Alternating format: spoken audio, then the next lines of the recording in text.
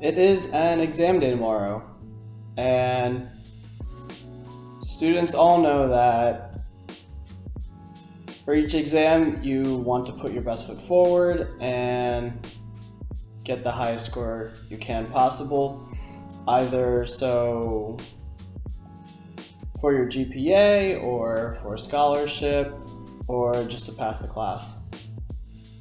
And so, depending on who you are, there's a couple ways of going about how you approach exam day.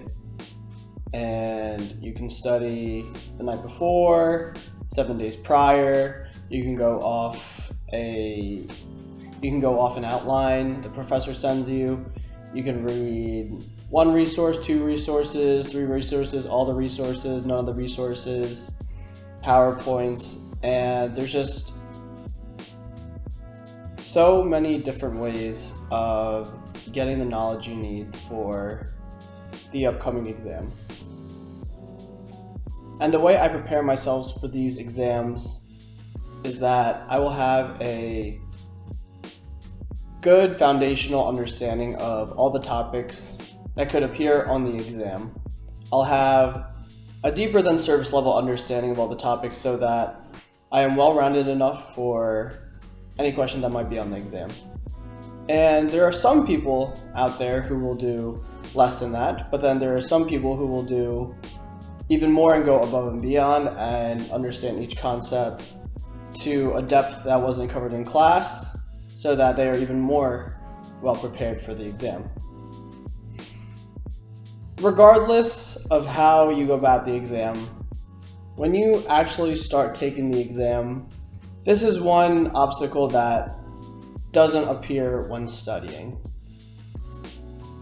And you're going about your questions and you're answering them confidently, and then you may inevitably hit one question where you study this particular material, but you see two really great answers and you can only pick one.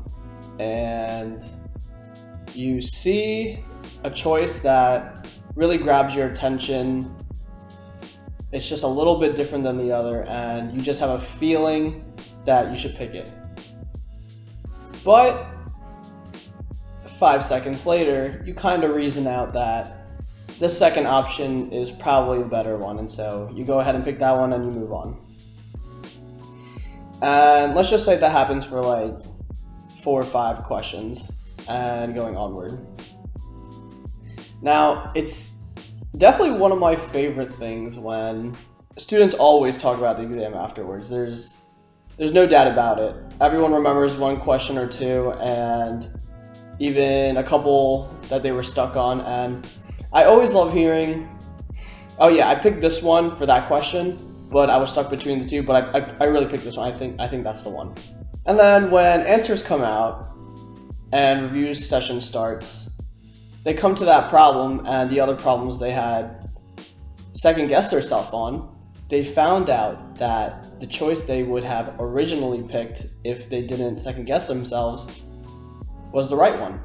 And they always say this line, oh man, like I knew it. I just didn't pick it. I knew it. I knew that was the right answer. Gah. And that's one of my favorite things to hear, because if you knew what it was, why did you change it? Why did you second guess yourself? If you had your gut feeling, if you had a feeling that grabbed your attention, even if you didn't know what it was or what the reasoning was, and you knew that it was one particular answer compared to the other, why did you allow yourself to think about it and change your answer? Now, of course, I've done this before, and of course, I have been the one who has said, oh, I definitely knew that answer, I just didn't pick it. Plenty of times. But that was before I understood that you should 9 times out of 10 go with your gut feeling. And I'm not saying 10 out of 10 because sometimes there's an instance where your gut feeling may be wrong, but 9 times out of 10, I think you should stick with your gut feeling.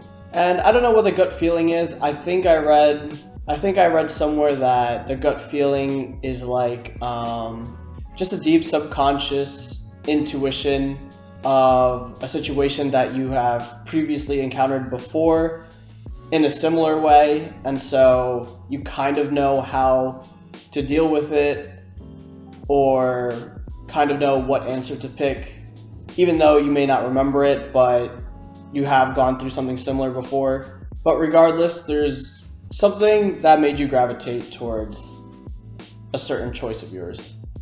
And the reason you should always go with your gut feeling 9 times out of 10 is because if you go with your gut feeling, and let's just keep it in the context of a multiple choice test.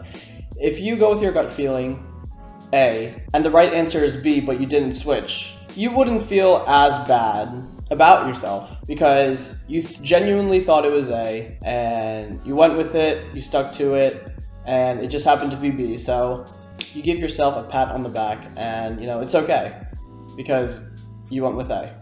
Now we flip the situation, and let's say your gut feeling makes you want to pick A, but a couple seconds later you second guess yourself, you kind of reason out, you know what, B actually looks like the best answer, I'll pick B. And so come to find out in the review session that A, your gut feeling was actually the right answer and you second guess yourself on B. Now you would now feel more terrible, you would feel worse about yourself because even though you knew it was A, you still chose B. You don't feel as bad when you lose to your gut feeling, in contrast to picking your second-guessed answer when you really had your gut answer correct. And there's very situational instances where this can translate into something more than a multiple choice test. Let's say you have to pick between 2 important events that are going on at the same time during the same day. And you have pretty good reasons to go to both events, but it really just comes down to making a decision. I would say go with your gut feeling. Go towards whatever you gravitate to the most, whether it be because a certain someone is at one event or you really are just craving the food at the other event. Whatever it is, I think after you weigh your options, you can leave it to the gut feeling, because at least in this way you are trusting yourself with this decision. And when you go with your gut feeling, that means that you're 100% listening to how you feel, what you're doing in the moment, and making a conscious decision. And I think when you go against this, that's why we feel really bad about not going with it. Because deep in somewhere you have a reason. You may not be able to articulate the reason, but nonetheless it's still there. And so on exam days, if you're stuck between 2 answer choices, listen to yourself. Go with your gut feeling. It's going to be right most of the time. And that's just one way of trusting in yourself. And once you begin to consistently act in congruence to how you are and how you think, and you agree with your actions, it'll have a ripple effect and display itself in other ways in your life. So trust your gut. I'll see you guys next week.